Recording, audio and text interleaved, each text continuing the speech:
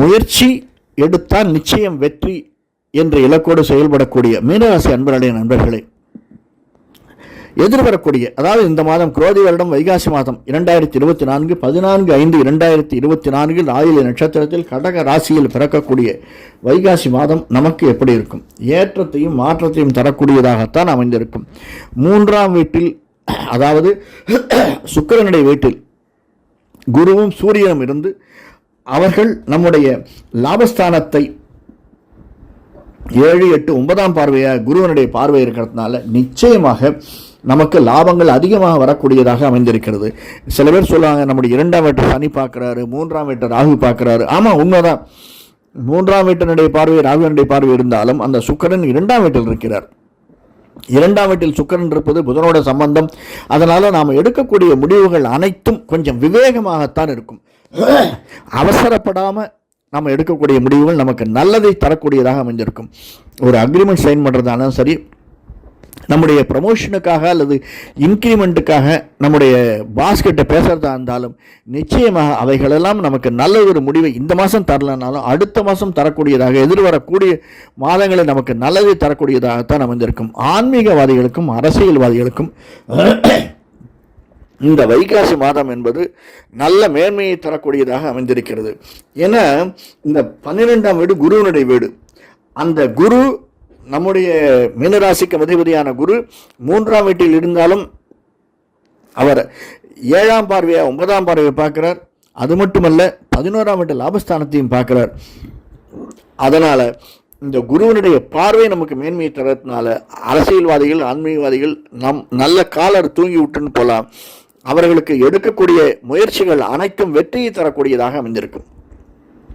இந்த retail business செய்கிறாங்க இல்லையா, அதிகமாக உழைத்து வேலை செய்யக்கூடியவர்களுக்கு கொஞ்சம் ஏமாற்றங்கள் அதிகமாக இருக்கலாம். அதனால் உழைப்பு தான் அதிகமாக இருக்கும்.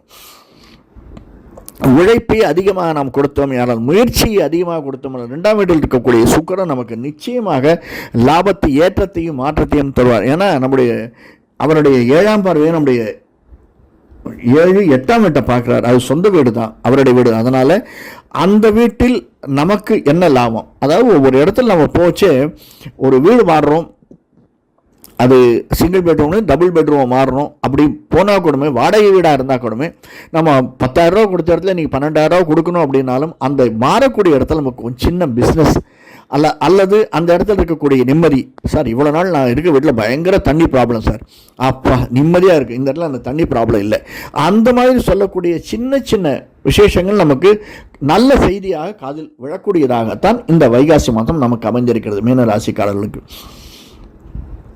அதே மாதிரி வெளிநாடு செல்லக்கூடியவர்கள், அது படிப்புக்காக இருந்தாலும் சரி, பிஸ்னஸுக்காக இருந்தாலும் சரி, நாம் எடுக்கக்கூடிய முயற்சிகள், போடக்கூடிய அப்ளிகேஷன் நிச்சயமாக நமக்கு வெற்றியை தரக்கூடியதாக அமைந்திருக்கிறது. உடனே கை மேலே காசு வருமானம் வராது, ஆனால் அதற்குரிய பலன் நமக்கு அடுத்த 2, 3, 4 மாதங்களில் நிச்சயமாக தெரியும் என்பதில் சிறிதும் சந்தேகமில்லை. பிஸ்னஸ் அப்படின்னு பார்க்கச்சே நமக்கு எஸ்பெஷலி திரைத்துறையில் இருப்பவர்களுக்கு, கலைத்துறையில் இருப்பவர்களுக்கு இந்த மாதம் நல்லதொரு மாதமாகத்தான் அமைந்திருக்கிறது. அதாவது எப்படின்னா, நம்முடைய அகைன் நான் என்ன சொல்கிறது, 7ஆம் பார்வையாக குரு நம்முடைய 9ஆம் வீட்டை பார்க்குறார், லாபஸ்தானத்தை பார்க்குறார், 11ஆம் வீட்டை பார்க்குறார். அதாவது சனியினுடைய வீடு. அந்த சனி 11ஆம் வீட்டுக்குடையவன் 12ஆம் வீட்டில் இருக்கான்.